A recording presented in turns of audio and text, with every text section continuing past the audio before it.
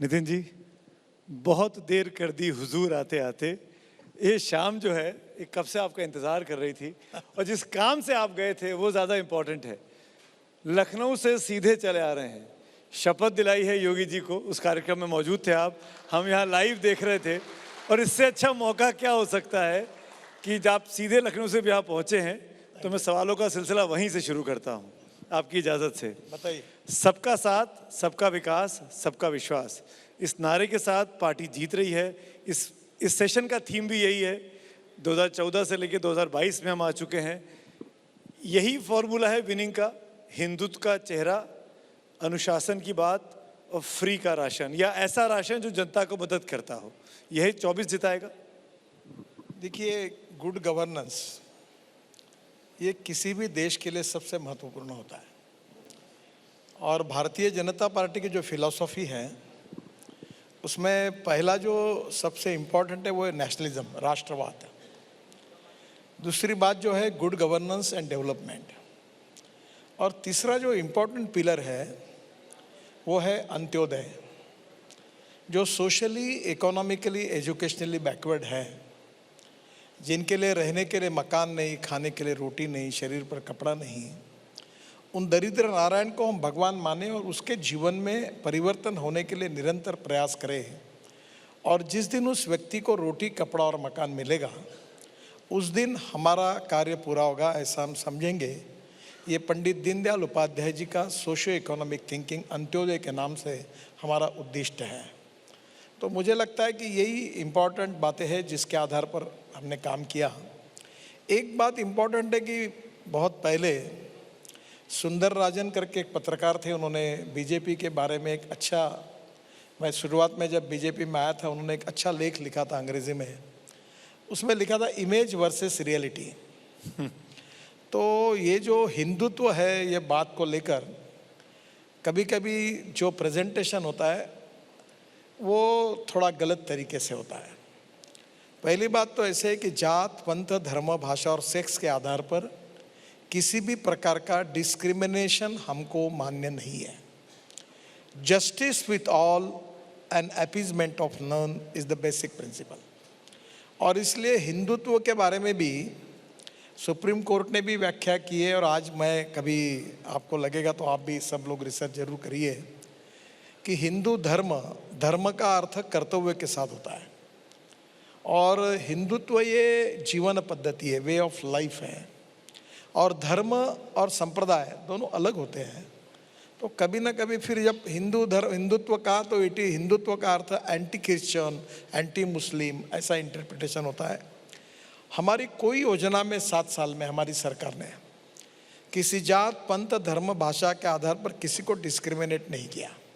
अगर राशन बांटा तो सबको दिया, अगर हेल्थ सर्विसेज में हमने कोई स्कीम खोली सबको दी, रोजगार के लिए मदद की सबको की। यानी किसी भी स्कीम में इस प्रकार से हमारा कोई कम्युनल अप्रोच नहीं था।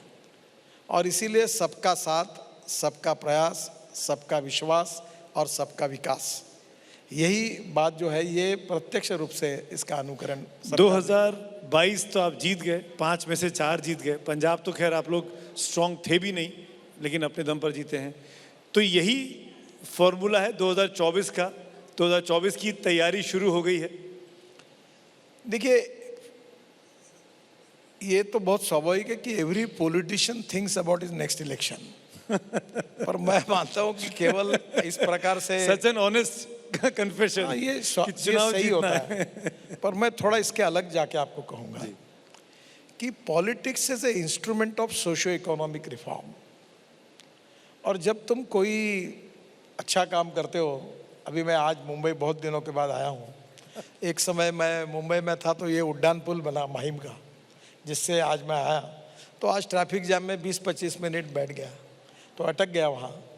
तो मैं कह रहा था कि मैं जब 95-2000 में 55 फ्लाईओवर और ये वर्ली बांद्रा और मुंबई पुणे हाईवे ये सब काम करने का मुझे मौका मिला, तो मैं कह रहा था कि अगर ये नहीं होता तो हम और कार्यक्रम में 1 घंटा लेट जाते हैं। अब फिर मैंने कहा कि अब मैं रहता तो मुझे लगता कि अब 3 लेयर के फ्लाईओवर चाहिए। एक नीचे में रास्ता, उसके ऊपर फ्लाईओवर, उसके ऊपर फ्लाईओवर, उसके ऊपर फ्लाईओवर, उसके ऊपर मेट्रो। क्योंकि इतनी संख्या बढ़ी है, अब ये हम ऐसे बना रहे हैं तो कभी ना कभी इसकी तसल्ली भी होती है। और जो काम होता है विकास के लिए, समाज के लिए, गरीब के लिए, और वो मुझे लगता है वो करना ही राजनीति में लोकतांत्रिक पार्टी का कर्तव्य होता है। और उसका परफॉर्मेंस ऑडिट आप लोग करें और जनता करे। अगर अच्छा किया तो चुन कर दें, नहीं किया तो बदल दें। आप क्योंकि लखनऊ से चले आ रहे हैं सीधे अटल बिहारी वाजपेयी स्टेडियम में, जहां शपथ ग्रहण समारोह हुआ, प्राइम मिनिस्टर मौजूद थे, मुख्यमंत्री तो थे ही थे, शपथ थी। ये जो जीत मिली उत्तर प्रदेश में आपको, क्योंकि इसके बारे में बहुत सी बातें कही गई, लिखी गई, जब तक 10 मार्च नहीं आया था। ये जीत किसकी है? योगी जी की लोकप्रियता की जीत है, मोदी जी के दिशा निर्देश की जीत है, किसकी जीत है? अगर आपको डिफाइन करना पड़े बीजेपी के पूर्व अध्यक्ष, बड़े नेता होने के नाते, तो कैसे डिफाइन करेंगे? देखिए, भारतीय जनता पार्टी की जो सरकार है केंद्र में मोदी जी के नेतृत्व में, उस सरकार ने किया हुआ काम और योगी जी के नेतृत्व में उत्तर प्रदेश के सरकार ने भी काम, ये दोनों का मिला जुला परिणाम है कि उत्तर प्रदेश में शानदार जीत मिली। मैं आपको एक इम्पॉर्टेंट बात बताता हूँ कि उत्तर प्रदेश और बिहार में हम अक्सर कहते थे कि कानून व्यवस्था की बहुत समस्या थी। एक हिम्मत दिखाई योगी जी ने, रिस्क ली, और जो गुंडे थे जिन्होंने गैर यानी इलीगल काम करते थे, उस सब लोगों के खिलाफ एक कड़ी कार्रवाई की और कानून व्यवस्था को प्रस्थापित करके दिखाया। समस्या क्या है कि कानून के प्रति सम्मान भी नहीं और कानून के प्रति डर भी नहीं, ये स्थिति अच्छी नहीं है। और इसलिए लोकतंत्र में कानून व्यवस्था को प्रस्थापित करने में योगी जी ने जो भूमिका निभाई, जिसके कारण माँ बहनों को लगा कि हमारा जीवन सुरक्षित हुआ है। और स्वाभाविक रूप से इसके परिणाम में लोगों के मन में जात, पंथ, धर्म, भाषा से ऊपर उठकर कानून व्यवस्था के कारण जो एक विश्वास आया योगी जी की सरकार से, वो फायदा हुआ। और जो हमने अभी गंगा शुद्ध की, जलमार्ग बनाया, मेरे विभाग में हमने नेशनल हाईवे बनाया, और अभी तो मैं योगी जी के प्रचार में योगी जी और मैं साथ थे तो मैंने कहा कि मैं वचन देता हूँ, कसम खाता हूँ आपको कि 24 समाप्त होने के पहले उत्तर प्रदेश के रोड अमेरिका के बराबर होंगे। और वैसे रोड अब बने हैं नहीं तो इसीलिए वो योगी जी को बुलडोज़र बाबा भी कह दिया गया। उन्होंने बुलडोज़र दिखाया, बुलडोज़र के जरिए प्रचार हुआ, अब उनके बारे में लिखा गया बाबा बुलडोज़र, बुलडोज़र बाबा। मैं ये पूछना चाहता हूँ कि ये बुलडोज़र प्रतीक किस चीज़ का है? क्या निशानी है? क्या देखिए, आतताइयों को ख़त्म करना है या विकास की निशानी है? आप इसको कैसे देखते हैं? जो एंटी सोशल है, क्रिमिनल है, इलीगल है, उनके खिलाफ बुलडोज़र है। यानी आप किसका शब्द सा अर्थ मत लीजिए, इसके पीछे एक भाव है कि जो गलत काम करेगा, अगर गलत काम करेगा तो बुलडोज़र घुमाया जाएगा। मैं भी एक बार बोला था कॉन्ट्रैक्टर को कि तुम काम ठीक से करो, these are the asset of my country. अगर तुमने खराब काम किया तो रोलर के नीचे तुमको डलवा दूंगा। अब मैं इसका मतलब मैं उनको डाल रहा हूँ और रोलर घुमा रहा हूँ, ऐसा नहीं होता लेकिन नितिन जी, ये एक राजनीतिक के छात्र होने के नाते मैं आपसे पूछ रहा हूँ, अगर बीजेपी को हराना हो तो क्या फॉर्मूला है विरोधी के पास? बीजेपी तो जीतती जा रही है, विरोधियों के पास कोई तरीका नहीं बचा है, कोई रास्ता है कि नहीं है?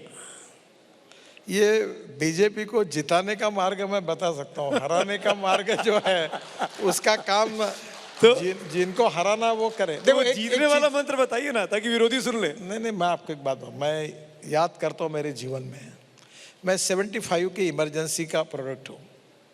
जेपी आंदोलन में मैंने अपनी पढ़ाई में काम कर रहा था और अचानक फिर मैं राजनीति में जनता पार्टी का लोकतंत्र की लड़ाई हुई 2 साल में। तो मैं बाद में 1980 में एक बार पूना में गया था, तो बीजेपी में मेरी एंट्री हो गई और पहली मीटिंग थी। और उस समय अटल जी भी चुनाव हार गए थे, हमारे केवल 2 आए थे। तो ये जो गदी माडगुळकर करके मराठी के बहुत कवि है बड़े, उनका लड़का वेंकटेश माडगुळकर शायद, वो कांग्रेस के टिकट पर खड़ा था।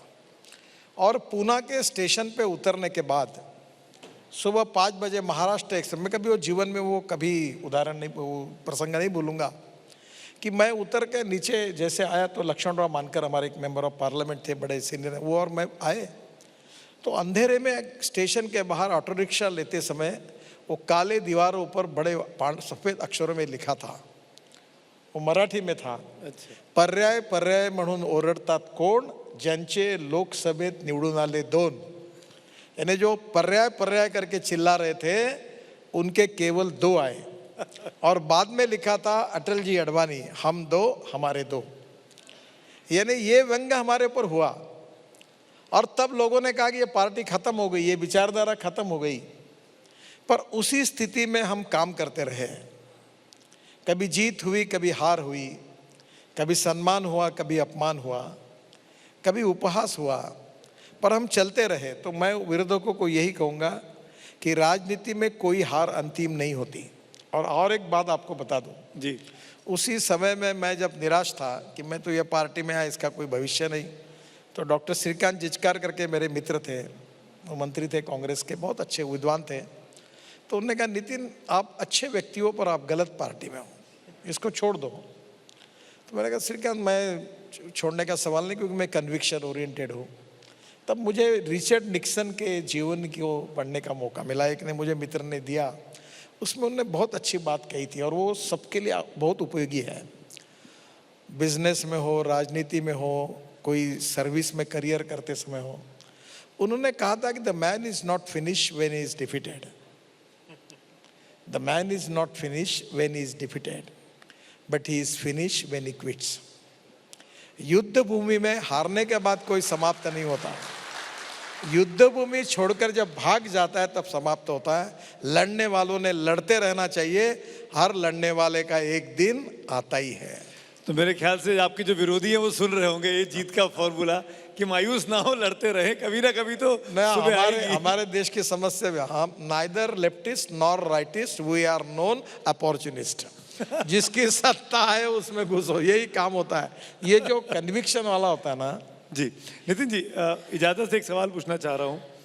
जब सरकार बनी थी 14 में, जब मोदी जी कैंपेन कर रहे थे और यूपीए 2 की सरकार चल रही थी, तब 3 कंट्रोवर्शियल मुद्दे थे बीजेपी के लिए जो बार बार कहे गए, विवादित मुद्दे जिसको हम लोग कहते हैं, मीडिया लिखता है। 370 वो हो गया सॉल्व, ख़त्म कर दिया आपने कश्मीर में, 370 अबॉर्गेट हो गया। मंदिर बन रहा है ऑलमोस्ट, मेरे ख्याल से 24 तक अयोध्या में दिखने भी लगेगा, तैयार हो जाएगा प्रीमाइसेस पूरा। अब बचा uniform civil code. Pushkar Singh Dhami ji ने चुनाव प्रचार में कह दिया कि मैं लेके आऊँगा। कल जब शपथ ली उसके बाद पहली प्रेस कॉन्फ्रेंस उन्होंने इशारा किया कि हाँ इसकी ज़रूरत है देश को। मैं आपसे पूछता हूँ, क्या इस देश को यूनिफॉर्म सिविल कोड लाने के लिए अगले 2 साल में, ये जो 24 का चुनाव है, बीजेपी इसको इशू बनाने वाली है, इस पर काम करने वाली है? देखिए पहली बात तो ऐसी है कि सेक्युलर शब्द का डिक्शनरी मीनिंग होता है पंथ निरपेक्षता।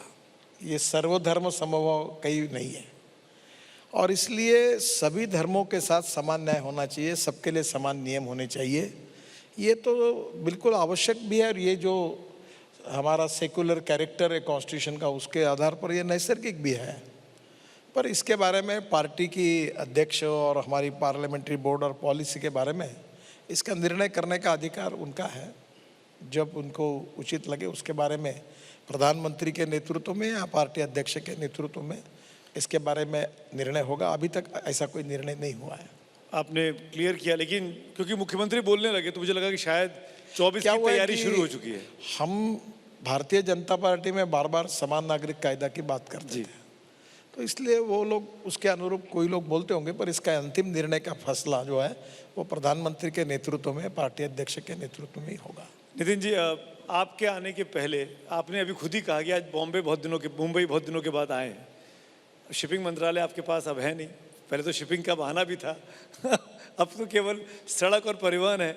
मैं ये जानना चाह रहा हूँ, सड़क पर चलने वाली गाड़ियाँ जो ट्रैफिक जाम आप झेलते हुए यहाँ तक पहुँचे हैं, पेट्रोल डीजल के दाम जिससे ये चल रही हैं, ये कितने और बढ़ने वाले हैं? हर दिन 80 पैसा बढ़ रहा है बीते 3-4 दिनों से। देखिए हमारे जरूरी है, मैं जानता हूँ, तो कहाँ तक जाएगा? टोटल 80% हमारी एनर्जी इंपोर्ट होती है और अभी रशिया और यूक्रेन में वॉर होने के कारण इंटरनेशनल मार्केट में प्राइस बढ़ी है और हमें उसमें कुछ कर नहीं सकते हैं। पर मैं जो बात 2004 से कह रहा हूँ और बार बार मैं कहता हूँ, तब कुछ लोगों ने मुझे सीरियसली लिया। शंकर को याद होगा, मैं मुंबई में था तब से कह रहा हूँ, 2000 से कह रहा हूँ कि इस देश में आत्मनिर्भर भारत बनना होगा तो हमें हमारे देश में हमारे फ्यूल को तैयार करना होगा। अब आ गया, अभी पेट्रोल के बजाय ethanol, flex engine, Toyota, Hyundai और सुजुकी तीनों ने मुझे कहा है कि 6 महीने के अंदर उनकी गाड़ी आएगी। फिर हीरो, बजाज और टीवीएस तीनों ने उनकी टू व्हीलर तैयार कर ली है। 100% पेट्रोल और 100% बायो इथेनॉल। इथेनॉल हमारे किसान बनाते हैं, अब शक्कर के बजाय इथेनॉल बनाएंगे। राइस, ब्रोकन राइस से, कॉर्न से, फूड ग्रेन से इथेनॉल बनेगा। और हमारे देश में अब इथेनॉल की 40,000 करोड़ की इकोनॉमी है, 2 लाख करोड़ की बनेगी। पेट्रोल को हम जरूरत नहीं पड़ेगी। फिर इसके साथ हमने अभी ग्रीन हाइड्रोजन की कार मैंने खुद अपने घर पे लॉन्च किया, अभी भी है, आप देखने के लिए आइए जी। पानी से ग्रीन हाइड्रोजन, पानी से, जैसे ब्लैक हाइड्रोजन जो होता है वो कोयले से होता है, ब्राउन हाइड्रोजन जो होता है वो पेट्रोलियम से होता है। पर हमारा जो ग्रीन हाइड्रोजन है, ये एक तो जो ऑर्गेनिक वेस्ट है, बायोडाइजेस्टर में डालकर मीथेन तैयार करके CO2 को अलग करके फिर उससे हम ग्रीन हाइड्रोजन तैयार कर सकते हैं। और जो गंदा पानी है, अब मैं वो योजना बनाने के लिए यूडी मिनिस्टर को मैंने रिक्वेस्ट किया, हम बैठ रहे हैं कि हमने मैं नागपुर का हूँ, कॉन्स्टिट्यूंसी मेरी नागपुर है, हमने हमारा टॉयलेट का पानी, सीवेज वाटर 7 साल पहले बेच दिया। आपको आश्चर्य लगेगा कि टॉयलेट का पानी बेचकर 325 करोड़ रुपए साल में कमाने वाली हमारी महानगर पालिका है। अब उस पानी में हम लोग सोलर, रूफटॉप सोलर और विंड लगाएंगे, क्योंकि 70% कॉस्ट ग्रीन हाइड्रोजन में पावर की है। और इलेक्ट्रोलाइजर हमारे इंजीनियर बनाने लगे। अभी मैं बेंगलोर में एक उद्घाटन के लिए जाने वाला था, हमारे अमेरिका से में जो इंजीनियर उन्होंने बनाया, देश में बड़े प्रमाण पर स्टार्टअप बना रहे हैं इलेक्ट्रोलाइजर्स, और वो 1 करोड़ 20 लाख शायद कम भी हो जाएगा। और उसके कारण ग्रीन हाइड्रोजन तैयार होगा और उसको कॉम्प्रेस करने के लिए जो जनरेटर चाहिए वो इथेनॉल का होगा। और ग्रीन हाइड्रोजन पर इतना अच्छा फ्यूल है कि हमारी टेक्सटाइल इंडस्ट्री, हमारी सीमेंट इंडस्ट्री, हमारी केमिकल इंडस्ट्री, हमारी ट्रक, बसेस, गाड़ियाँ चलेगी। और आखिर में आपको बात बताता हूँ, ये भी बहुत इंपॉर्टेंट, मुझे बहुत बार आप लोग पूछते थे कि चार्जिंग स्टेशन कहाँ है, इलेक्ट्रिक कैसे होगा, ये होगा। तो जैसे अब तो ये हमारे देश में सवाल पूछना आपका काम ही है, फिर अंडा पहले कि आमलेट पहले होता ही है। अब आपको मैं बताता हूँ, इलेक्ट्रिक बस 1200% राइज, स्कूटर, अभी इलेक्ट्रिक कार का वेटिंग लिस्ट हो गया, मेरे पास लोग आते हैं।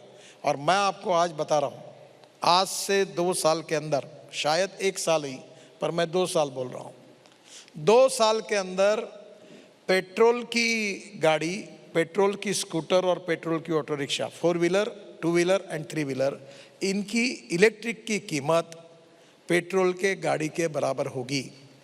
और पेट्रोल का जो खर्चा कर रहे हैं आप, उसका 1/10 खर्चा केवल इलेक्ट्रिक को लगेगा। केवल लिथियम आयन बैटरी नहीं, अब हमारी sodium ion battery, aluminium ion battery, zinc ion battery, सब हमारे यहाँ डेवलप किया गया है। वो दिन अब दूर नहीं है। और अब लिथियम में भी प्रॉब्लम नहीं है। 85%, मैं इसका मंत्री हूँ ना, इसलिए मैं बहुत अधिकार से बता रहा हूँ, 85% लिथियम आयन बैटरी के पार्ट इंडिया में बनते हैं और कोई लिथियम का शॉर्टेज वगैरह नहीं है। इतनी बातें मीडिया में छपी जाती है। अभी लिथियम की बैटरी की कीमत कम होते जा रही है, जैसे नंबर बढ़ेगा। एक समय मैंने मोबाइल फ़ोन लिया था 95-96 में, तो 1,35,000 में एरिक्सन का मोबाइल फ़ोन लिया था। और मैं कहता हूँ मैंने मोबाइल फ़ोन लिया, देखो ये कितना बड़ा है, अब वो 4,000 रुपये में मिलता है।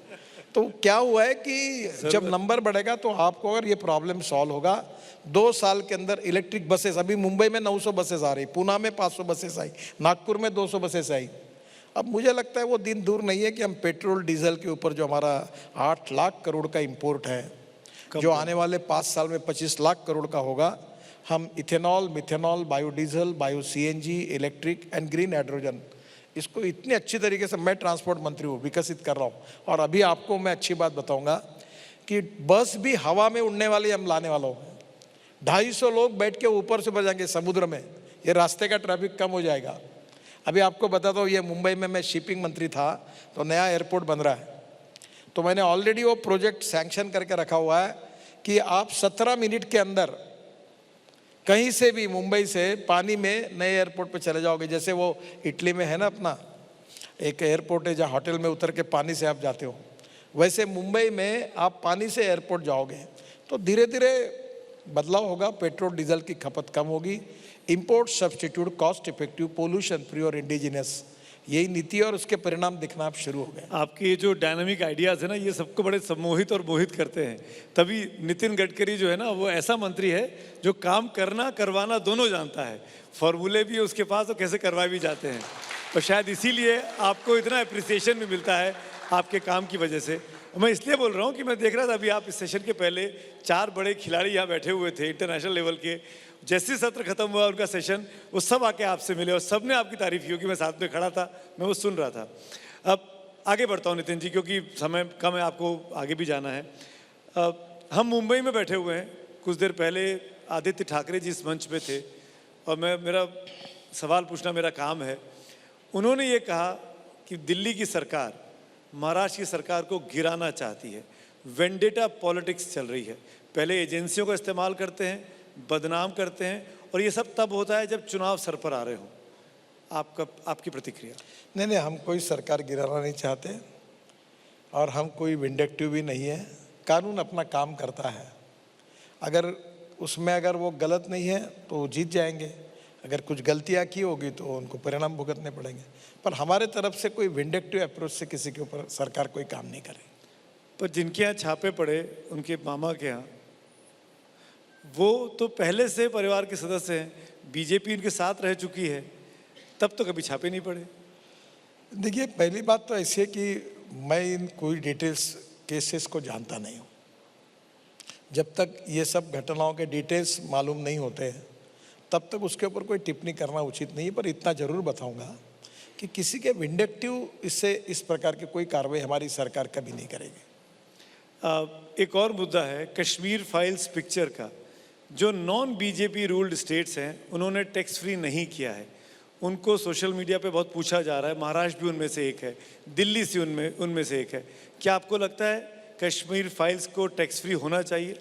देखिए, मैं आपको एक बात बताता हूँ, हमारा फेडरल कैरेक्टर है कॉन्स्टिट्यूशन का, हर राज्य सरकार को अपना अधिकार है, जो राज्य सरकार टैक्स फ्री करना चाहता है वो करे, जो नहीं करना चाहता वो नहीं करे, उसका अधिकार है, उसका हम सम्मान करें। और इसलिए जब राज्यों को उस जनता ने चुन कर दिया है तो उसके बारे में फैसला क्या करना उनका अधिकार है। केजरीवाल जी तो यहाँ तक बोलते हैं कि यूट्यूब पे डाल दो, फ्री में देख लो। कल उन्होंने भाषण दिया दिल्ली विधानसभा में और कहा कि हमसे कह रहे हैं कि टैक्स फ्री करो, टैक्स फ्री करो, विवेक अग्निहोत्री को बोलो कि यूट्यूब पे डाल दें, फ्री हो जाएगी, सब फ्री में देख लेंगे। ये दबाव की पॉलिटिक्स क्यों कर रहे हैं? नेशन बिल्डिंग का काम बीजेपी क्यों नहीं कर रही है? पिक्चर को प्रमोट क्यों कर रही है? देखो, मैं आपको एक बात बताता हूँ, राजनीति में नेता लोग बहुत कुछ बोलते रहते हैं और कुछ लोगों को उनकी पार्टी भी सीरियसली नहीं लेती, तो आप क्यों सीरियसली लेते हो? सर, जिस पार्टी को सीरियसली नहीं लेते हैं उसने पंजाब में 100 सीटें पाली हैं, लगभग 92 सीट्स। देखिए, ये अनप्रोडक्टिव एक्सपेंडिचर, अनप्रोडक्टिव डिस्कशन, ये चलते रहता है। आप जैसे और मेरे जैसे लोगों ने अपने काम का सुनना चाहिए और काम का ही करना चाहिए। मैं ये इसलिए बोल रहा था आपसे कि ये पहली ऐसी पार्टी आम आदमी पार्टी जो है तो राज्य की पार्टी, पर 2 राज्यों में उसकी सरकारें हो गई, दिल्ली भी हो गया, पंजाब भी हो गया, और अब उनकी महत्वाकांक्षा और राज्यों तक बढ़ने की है। वो गुजरात में चुनाव आ रहे हैं, वहाँ लड़ना चाहते हैं, हिमाचल में चुनाव आ रहे हैं, वहाँ लड़ना चाह रहे हैं, 2024 को लेकर भी तैयारियां शुरू कर दी है। क्या केजरीवाल राष्ट्रीय राजनीति में एक ऑल्टरनेट है? देखिए, पहली बात तो मैं गोवा में था और गोवा के राजनीति को नज़दीक से देखता हूँ। मैं आपको बताऊँ, केजरीवाल भी पूरे देश भर लड़े और तृणमूल कांग्रेस भी देश भर लड़े और 4 रीजनल पार्टियां भी लड़े और उनके बीजेपी विरोधी मतदानों का डिवीजन कर दे और हमें जीतने का मार्ग आसान कर दे। तो ये एक और फॉर्मूला दे रहे हैं नितिन जी विरोधियों को कि सब एक हो जाओ, तो बीजेपी को मुश्किल होती है। नहीं, देखो, बीजेपी में अभी चुनाव क्या होता है, एक वोटर बीजेपी को जिताने के लिए वोट देता है और एक वोटर बीजेपी को हराने के लिए वोट देता है। तो ये जब हमको हराने वाले वोटर डिवीजन कर देते हैं तो हमारा फायदा होता है।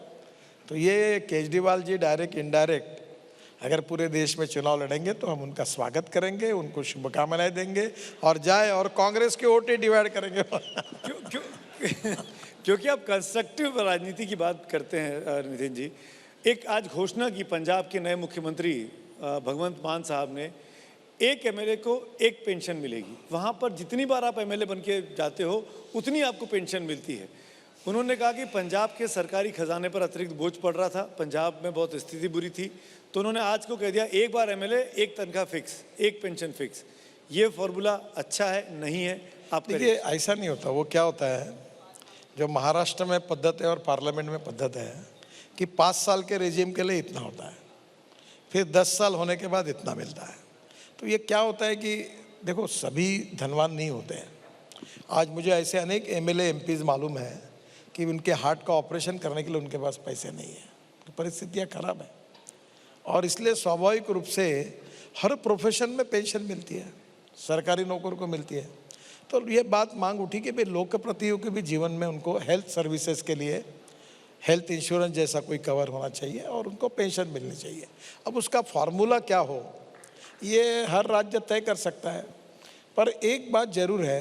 देखो मैं आपको एक बात बताता हूँ,